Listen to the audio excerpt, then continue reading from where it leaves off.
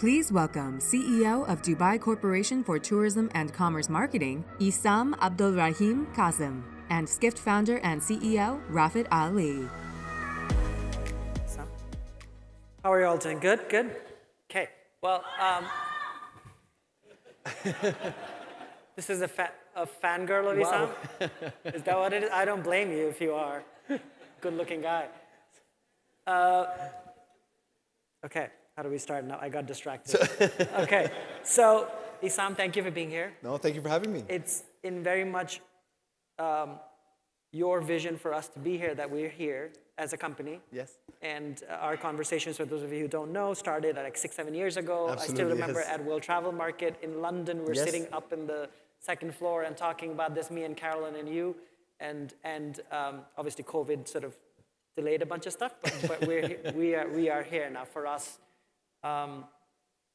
Josh, who you just met, I think we're doing more stories in the Middle East today than US at this point for now, for all I know, just the volume of stories. So, well, thank you for being here. You just had the Dubai city briefing. You just came from actually next door. The numbers look very good.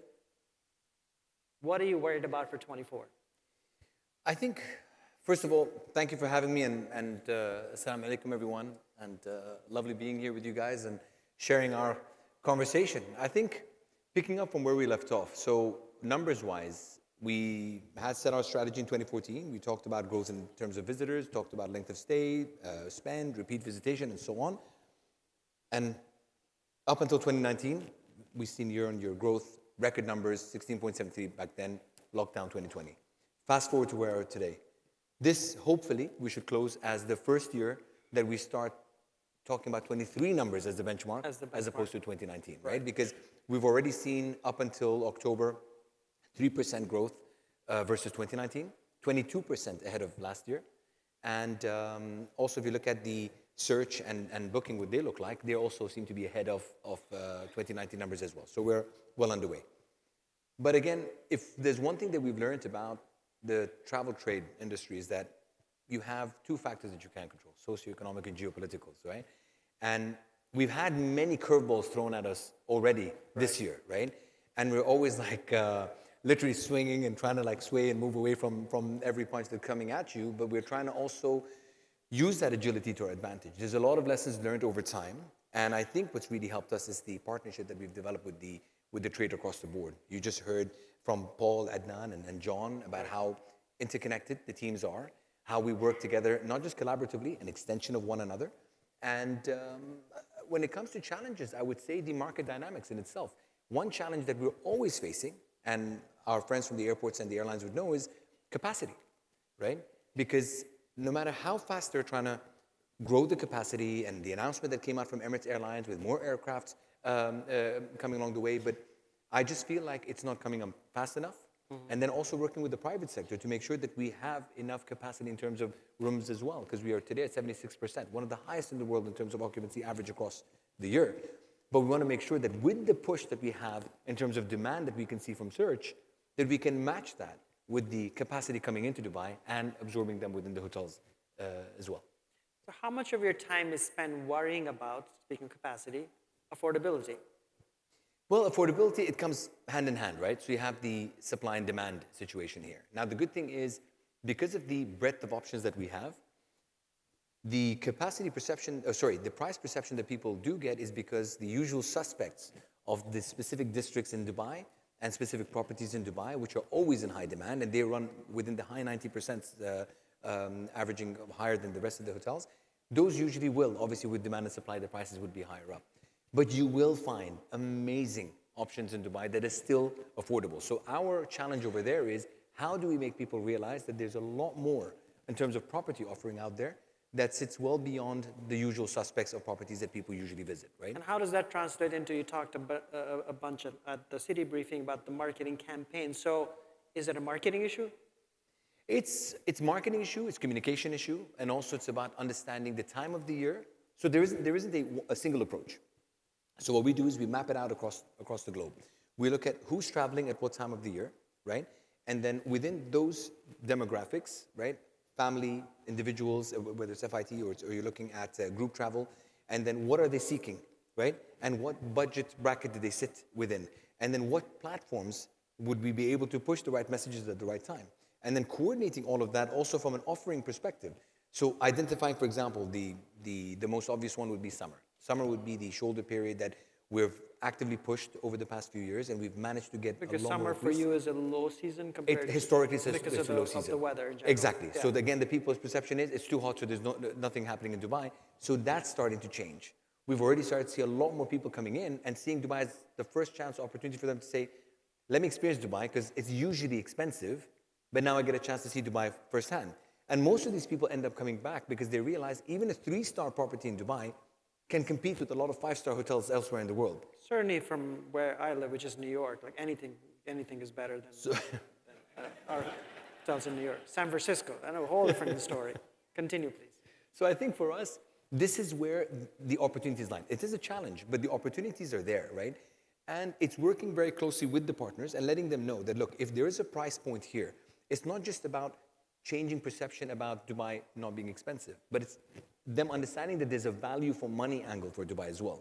Because we're not going to keep driving price down at a certain point because we're not competing at that level, right? It is quality in terms of service that you're getting. It's quality in terms of experiences that you're having and the properties that you're staying in. So we want to make sure that we still have a relevant message that goes out, that radiates with the audience, but it doesn't disconnect others because of the perception of the value and the price. Do you, during COVID, in our part of the world, there was a lot of discussion about labor issues, Yes. shortage of labor. Yeah. Does that resonate here? Is that an issue, both in terms of shortage as well as then the training that comes with it? Well, to be honest with you, if I use it, again, another example. We had a very short, again, compared to the rest of the world, we had a very short stint of closure, right? We opened up very fast. But even when we did open up, we had a lot of tight restrictions in place and processes and procedures in place because, again, public safety was the most important factor at that point in time. So a lot of properties that say airlines and stuff had downsized to accommodate the changes. But then what happens is, when the ramp up starts again, it becomes very difficult to bring people in, retrain, and deploy. Right. So everyone's still trying to keep up with the pace of the growth and demand that's coming into Dubai. And to a certain degree, we're still trying to recover that because of the training and deployment aspect of labor as well. Let's talk about the sort of source markets for you. What are so tell me, besides obviously GCC, the top source market? You're going to have GCC are going to be massive for us. CIS has been growing tremendously for us. And CIS is Central Asia. It's the parts of Europe where you have Eastern Europe. Eastern Europe, yeah. And so you've got Eastern Europe as a bucket, but then further east would be within the CIS bucket as well. Yeah. Western has grown quite a bit for us. Big potential markets for us are Africa, and still parts of Asia as well. Right. So China's demand is still increasing. Again, since opening up, they were a bit late to come into the market as well, but it's immediately picked up. India is massively growing for us year on year, and the potential is still there because if you look at all of the carriers that are coming in, they're almost running at 100% throughout the year. So it shows you that the supply still can't keep up with the demand push that's coming through from there as well. But again, for us, it's about how do we overcome those challenges where we're looking at, okay, working with the local carriers for one, then working with airports, creating incentives in place to attract the potential growth from the existing markets and new markets that are coming in that capacity hasn't gone there yet. Some of them might be a bilateral issue, so we need to then work with Ministry of Foreign Affairs and the General Civil Aviation Authority to create those windows of bilateral agreements to ensure that we can get more capacity in because we don't want to put a ceiling to Dubai's growth. And if all of that is still taking time, we then try to tap into the charter opportunities that exist as well. And then we work with Dubai airports because it won't be DXB, DWC. So we put some incentives in place to encourage people to come in to an airport which is new for them, to experience it firsthand, right? So there's a lot that we're trying to do and a lot of pieces to play with. But I guess that's what keeps us excited every day. So China market, we have a discussion on China later today as well on stage. Has the China market changed in any way post-COVID? Obviously, it's still not there. Look, I think globally, what I would say the trend that we're seeing across the board is the booking pattern, right? it's become much shorter lead time now. So even markets that traditionally would be a long lead time, 6 months, 3 months out booking, it's becoming almost like last minute booking now as well, right? So that's something that even all of our partners are gearing up to and becoming a bit more attuned with. But when it comes to China as well, we've seen that again, the FIT side of it has picked up quite a lot. Right. That doesn't mean that we still don't work with the groups. We do, of course. But again, it's good to know that where else do we need to, which partners on trade that we need to work with to make sure that we're still relevant with our messages out there. And obviously, I saw that you showed a video. There's local campaigns in Yes. different languages. Regions, different languages, different markets. Yeah. Absolutely. Yeah. Because again, going back to, in the past, we would have like, let's say, one massive campaign that goes out, right? And there's a little bit of tweaks here and there to adapt, right, to different markets. Today, it's changed dramatically. We might come up with one overarching theme for the season or for the year, and then that is then taken and almost like briefly again into translation across every single market and how that's adapted into what's relevant to them based on their target audiences, channels, platforms, and then also going down to KOLs and influencers and so on and so forth as well. So Yeah, use the word KOL. What is KOL? key opinion leaders. Okay. Yeah, so they're the ones who actually drive influence. So they're not necessarily most followed. They still have a respectable number of followers, but it's about the quality of followers that they have as well and what kind of behavior they can instigate through their fans, I guess. Fans, yeah. The role of, so Shah Rukh Khan is the brand ambassador still? Is he still the brand ambassador? So Shah Rukh Khan, we work with him on 4 different iterations of the campaign. Alongside that, we had several other ones that went also more international. So with Shah Rukh Khan, it wasn't just India; it was Bollywood fans across the world, and he seems to have fans everywhere. So that worked pretty well. Only the biggest. If you say Shah Rukh Khan's name in the US, it's incredible how many people don't know him. He's the biggest star in the planet. Yeah, absolutely. In terms of sheer numbers. Absolutely. And I think it's the leveraging the Bollywood appeal and the Shah Rukh Khan name with that as well, right? So in essence, you get to ride the wave of the followers that he has and the energy that he can create. And he's, again, a fan of the destination in the sense that he actually does travel to Dubai genuinely on his own, right, with his family and so on. So that was important for us. But alongside that, we had several other campaigns as well, as you know. So we had the women's campaign that we had with Gwyneth Paltrow, Kate Hudson, and Zoe Saldana. Right. That was really nice because, again, it's genuinely showing women traveling to Dubai, which was a trend and it still continues to be today, exploring it on their own and sending the message of safety, the security, and the perception-changing aspect of women traveling to this region as a whole. So that was another one. Then we worked with Jessica Alba and Zac Efron, where we created almost like a movie trailer kind of a campaign. Again, this was a bit more from a global level as well. But then we also have other things that we do on the side. So continuing with the mainstream theme, we also do music videos, for example, with different artists, right? We've done it with Rita Ora, we've done it with Imagine Dragons and different genres as well. We've done it with Korean And can bands. you, with 100% certainty now, track the ROI for these things? Yes, you can. Because again, for us today, we're looking at it from different aspects. So the measures are not direct necessarily, right? So we're trying to see what's the direct and indirect impact of any of these campaigns that go out. So we do a lay of the land kind of a research of the sentiment, the market sentiment, right? From a brand perspective, search perspective, and different aspects as well. And then we look at during and we look at post, right? And it gives you a very clear indication as the behavior that's actually garnering over time. How much of the love do you want to share outside of Dubai? Well, to be honest with you, I think there is, as I said, from the capacity aspect of things right now, there's quite a bit. Meaning the other parts of UAE? Yeah, I mean, look, for us, there's a lot of people when they come to Dubai, right? I mean, now Dubai has enough for people to stay a longer period of time. And when it comes especially to the repeat visitors, right? Some people come for the new, hence why they repeat, but a lot of people come for the same, right? Because they're comfortable with it, they know what it is, they like familiarity, so they come back again. But those people tend to explore other places as well. So they do go to other Emirates to experience other things that other Emirates have to offer. Because the luxury that Dubai has, commuting from Dubai to any of the other Emirates, in many cases is shorter than people commute back and forth from work, right? Certainly, so that's something we need to take advantage of. Yes. Yeah. In terms of the rail, will it ever happen?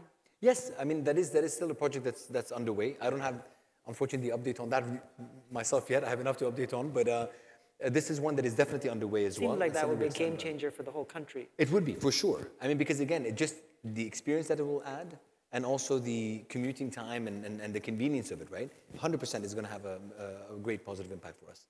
Do you think, I mean, the airport, Paul was here, they've done an incredible job. I mean, I come from, as I said, from New York. As a citizen, it's faster for me to come as a visitor to Dubai and come out of the airport than it is for me to get back into US as a citizen.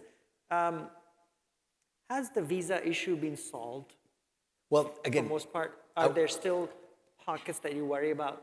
I think solved is an ongoing thing because for us, it's working on it one by one. So we've, from the time that we launched this strategy, 16 countries were added to a visa on arrival status immediately, right? Since then, we've added more and more and more, and that list keeps growing.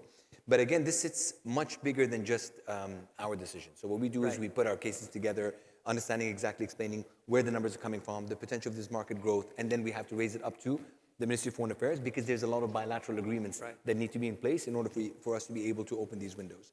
And I think for us, I can assure you that we're constantly knocking on the Ministry of Foreign Affairs doors with more and more proposals of different markets and different opportunities that we see.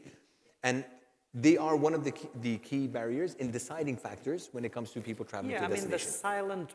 the silent weapon in the world's tourism boom is visas. Yes. Visas and flights. Absolutely. You take away the visa 100%. barriers, you start flights. There's no secret to that. Exactly.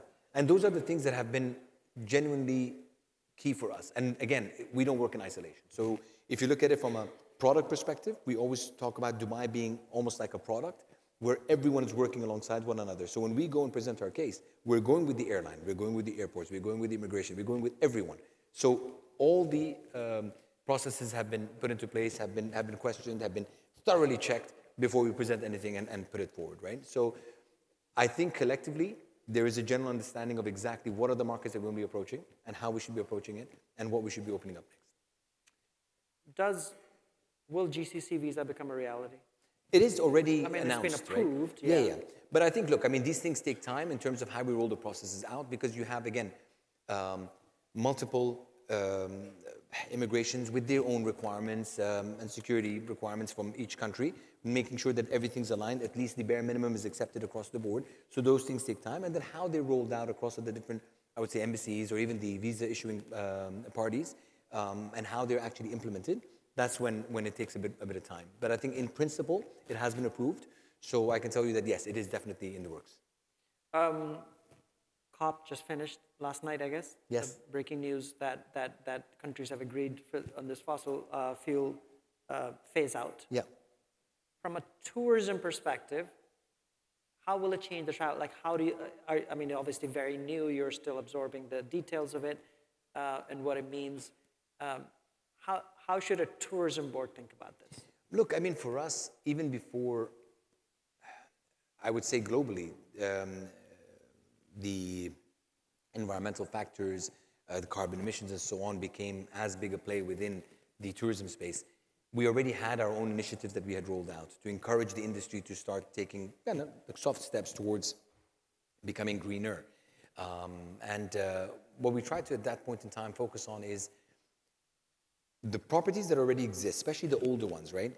It is not that easy for them to quickly adapt and change, and there are a lot of requirements and a lot of retrofitting that needs to happen. Right. There's a lot of investment that needs to be put into place on their part as well. So we made sure that we had simple things like carbon calculators that were issued to them where they would be able to see where they stand today, how can they progress from there, become better and better as they go along. Like I said with the Dubai Can initiative, changing, for example, the use of single-use plastics, simple things like that.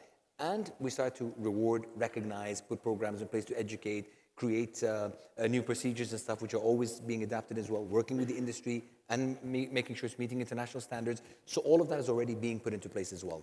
We're also then working with other investors and partners who are coming in with new ideas and initiatives to focus a lot more on the green tourism side of things as well. We're looking at the Reef project that I mentioned earlier. It was announced almost a week or 10 days ago in Dubai, which is massive, right? You're talking about 400,000 cubic meters of reef actually added to the waters in the Gulf. And those are the kind of things that we are doing because it does add value to the tourism perspective, and it also helps the environment from another side as well. So we are. Have you seen any evidence of travelers caring? Research says yes, but to be honest with you, I mean, I'm yet to see a significant percentage, right? They are more aware, so if there's an option of two, they would probably lean towards the green one. But I think for us, it's more about the bigger reason, right? So it is the genuine reason of being more aware and being more adaptable and being greener as a destination, right? But I think in terms of the decision-making process, not as much yet as I think the newer generations are becoming more and more aware of as well. The role of AI in how you think about it. You can sort of make a case for tech companies or booking platforms to use it, hotels to use it, et cetera, front end. As a destination, how are you thinking about using AI front end or back end? I think, look, I mean, for us, we're using it already. We've started to educate the team internally on several aspects, right? And I think this applies across all businesses and across all the different departments. It's about understanding simple things, right? As in, when it comes to preparation for a presentation or for a speech, to be able to at least use AI to be able to create the scripts and the dialogues and stuff like that based on the information that you already have available, and adding and tweaking it. And it just makes it far more efficient to work that way, at least as a starting point, than spending a few days to get the basics in place, right? So I think that's a simple idea of it. All the way through to briefing and campaigns that are coming out, right? To at least pick up the best practices, also adding in the learnings that you're doing as well. And I think if you can create an environment, this is where we're looking at it from our perspective, where you create a closed environment where you can actually have access to reams and reams and reams of data of how you have evolved over time, right? And making sure that evolution continues, but then adding the relevant information from the external factors that can create a bit of that revolution that is needed to always stay ahead.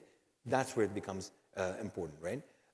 Because again, you don't want to just keep it completely open because it still can go a little bit haywire. Yeah, absolutely. Yeah.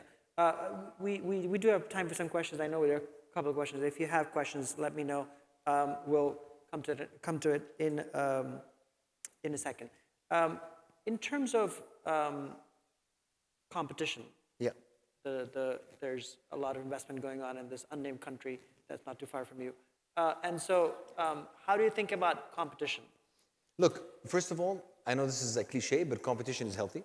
I think when we first started our journey, I mean, and I always use this and I love using it, we were blessed by not having oil, right? And I think that blessing is what created that hunger, right? And that agility that was needed in order for us to continuously adapt, and that entrepreneurial spirit that even Sheikh Mohammed constantly keeps telling us that we should remain entrepreneurial, is the reason why Dubai was able to achieve what it did. But when we came in, we were the new kids on the block, and in the region, there was nobody else. So we were looking at New York, we were looking at London, we were looking at Paris, we were looking at all the big destinations around the world and trying to see what are they doing that they're doing so well. Even Singapore, right? They were doing amazing, amazing work, and they still continue to do so. So for us, it was, okay, how can we get there, right? What's missing, and how can we develop our city, which was like literally a dot in the middle of this desert that nobody knew about. So we created landmark projects like Burj Al Arab, Burj Khalifa, Atlantis, you know, and the island, because it kind of started getting the attention. Like, okay, what are these guys doing in this place?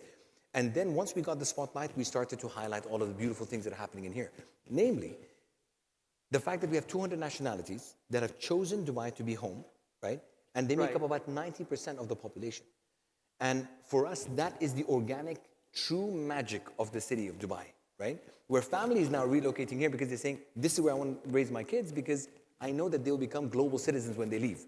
Because nobody becomes a Dubaian, in essence. They maintain the original identity and they celebrate the original identity with one another. Do you care in terms of them not having like the Dubai, they don't identify as Dubaian, but a global citizen? See, for me, that's the beauty of having the other 6 Emirates with us as well. So you have a UAE story, but then this separates Dubai a little bit because it gives us that little bit of a, I would say, a different angle, right? Where it becomes that cosmopolitan city, that multinational city that people call home, right?